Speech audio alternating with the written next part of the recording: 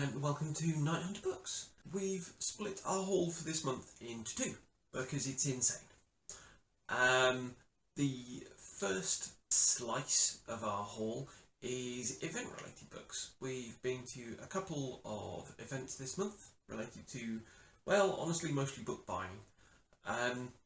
The first was the London Bookshop Crawl, which was good fun. It's something that runs for the whole of that weekend, but we actually went specifically on a guided tour as well. A very kind guide who walked us around, I think, half a dozen bookshops in and around the Soho area, and pointed out a few bookish landmarks in between. We'll put all the links to all of these events so that you can find a bit more about them down in the description. So the first bookshop where we met up with our guide and was the starting point is Stamford's, which is a small chain of bookshops. There's a couple of them over the UK. It's got quite a long history and I think specialised in maps when it was founded. We did not pick up a map because we're not very good at theming our book purchases. It's one of those lovely bookshops where they actually have their fiction and non-fiction together, organised by country. So doesn't work very well for sci-fi and fantasy. No, not really at all. But I did have some fun kind of browsing through the parts of the world that I'm particularly interested in. Iceland is one of those countries that I find immensely fascinating, and this book caught my eye. This is Gnarr, or How I Became the Mayor of a Large City in Iceland, by Gnarr, which pretty much is just what it describes. I think a few years ago then he set up a satirical party called the Best Party, but then in a surprise it actually managed to do really well, and he is now the mayor of Reykjavik with quite an impressive random list of things he promised, the last item of which was that he promised to break all of his campaign promises.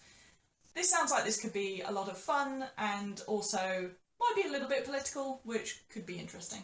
The next shop we went to on the bookshop crawl was Orbital Comics, which amazingly I don't think either of us have ever been in before. No? It's got a tiny shopfront but a reasonably large store for central London, and one we'll definitely go back to.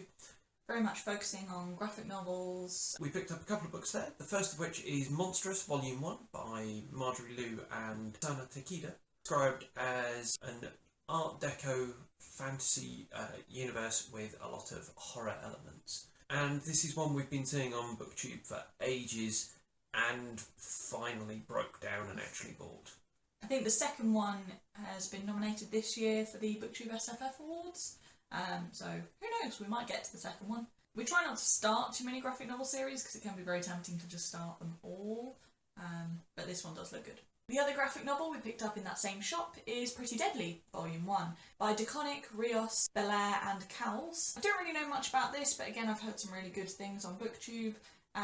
It seems to be a mashup between a Western setting with some manga influences, telling fairy tale type stories. It is meant to be quite dark. What you just said reminds me of Six Gun Snow White by Cat Valenti. I'm hoping like that because I quite liked that. So we will see. The next bookshop we went into was the London Review of Books bookshop. Funnily enough, a fairly literary bookshop quite near the British Museum. I raided the clearance bin down in their basement and picked up, unusually for me, a secondary world thriller called Orphan by Gregg. I vaguely remember this coming out originally and being intrigued at the time, but not intrigued enough to pay full price for a hardcover, or it turns out full price for a paperback. My resistance to buying new books drops significantly as the price drops. This follows an orphan who was recruited for basically a weapons program, a super spy program, who has gone on the run using his skills and helps out little people. But, you know, now his past is catching up to him. So this sounds incredibly trashy and quite good fun. It's a bit substantial for a trashy thriller, so we'll see how we go. Also in the sale section of that same bookshop, then we picked up The Book of Chameleons by José, Eduardo, Agualusa. This is actually a book I've already read, but I took out from the library at the time, and I keep thinking about it. It's told from the point of view of a chameleon who lives in the same house as a man who sells histories. Sort of fake identities? Sort of fake identities, but there's also kind of magical realism elements to it. It was really weird and kind of fun. Set in Angola, originally written in Portuguese. So a book I am quite pleased that I now own, especially because that means it doesn't grow the TBR pile. After the official portion of the bookshop crawl ended, we went to Forbidden Planet, where I picked up Witch Boy by Molly Ostertag, who I've mentioned on the channel before. She's the artist that draws strong female protagonist, and this is actually by her in its entirety. It's a middle grade. It follows a boy who has grown up in a magical family where all the boys become shapeshifters and all the girls become witches.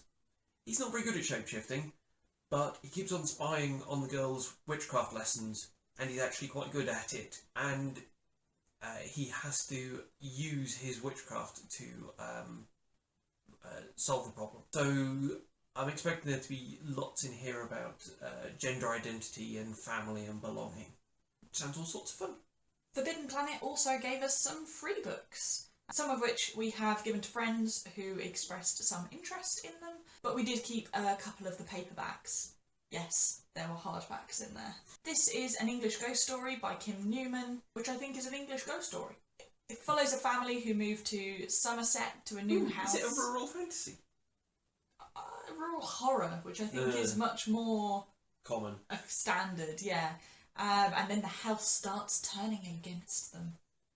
So might have to have a look into this and see if it's my kind of thing before I start reading.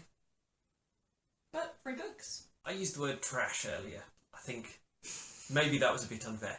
This, on the other hand, is SEAL Team 666 by Weston Ocshe, which sounds like proper trash. It features a new member of America's only supernatural threat response unit. And yeah, it sounds silly, but I read a fair amount of silly, so before I knock the book too much, I should say, it does sound like stuff I've read and enjoyed, so And this is another one of the ones we got for free. Then, moving forward 2 weeks, yes, that was all one day's acquirements.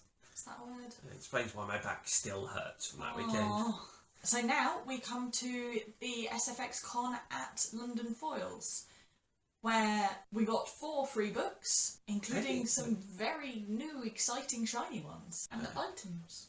And items, yes, including a promo t-shirt each for Joe Hill's Fireman, which neither of us have read, but, you know, I wear a lot of grey, so that works.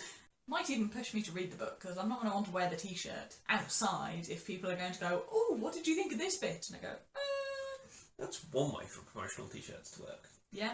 One of them is H.G. Wells' The Time Machine, which is a book that I've already read, but I quite enjoyed. So, happy to have a copy of this. I think it was one I just read as a free ebook at some point.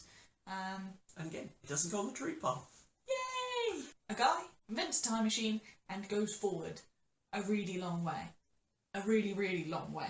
Next is Red Sister by Mark Lawrence, which was also free and I believe is nominated for the BookTube SFF Awards. Girl gets sent to a convent where they train assassins. She has some dark secret in her past that means she's even more dangerous than their normal intake. She needs the skills and training that they'll provide in order to survive whatever is coming after her. And this is actually an arc, Reign of the Fallen by Sarah Glenn Marsh.